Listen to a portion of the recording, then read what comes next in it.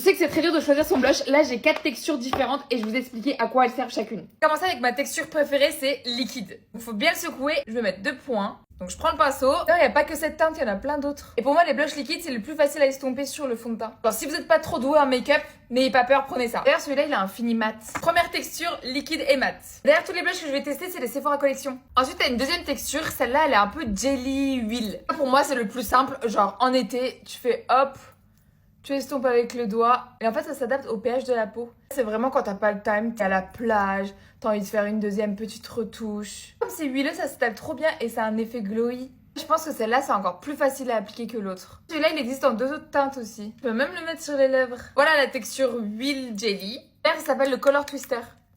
Aïe. Là, on a les 2 dernières textures. Donc, on a blush en crème et blush en poudre. Là, il y a 3 façons d'appliquer. Soit tu viens, tu mets que la crème. Elle est très pimentée, donc faites attention. Pareil, texture crémeuse, ça s'étale bien. Mais vraiment, moi, ce que je trouve plus compliqué, c'est la poudre. Soit tu t'arrêtes à là, ou soit si tu veux que ton blush reste plus longtemps, tu viens, tu prends la poudre, tu vas venir l'appliquer par-dessus et en fait, ça va venir fixer le blush. Comme ça, ton blush, il bouge pas de la journée, il s'évapore pas, ce qui arrive très souvent d'ailleurs. Tu mets de la poudre, forcément, ça matifie et si tu veux plus de glow, tu repasses avec de la crème. Ou soit tu mets pas de crème du tout et tu passes direct à la poudre. Pour moi, la poudre, c'est un peu le plus compliqué à appliquer, surtout quand tu débutes. Le truc avec la poudre, c'est qu'une fois appliquée, tu peux plus changer d'avis. Alors qu'avec la crème, tu sais, tu peux toujours déplacer la matière. Voilà, donc là, on a crème, poudre, crème. Et là, on a que la poudre. Voilà, à vous de choisir maintenant quelle texture vous préférez.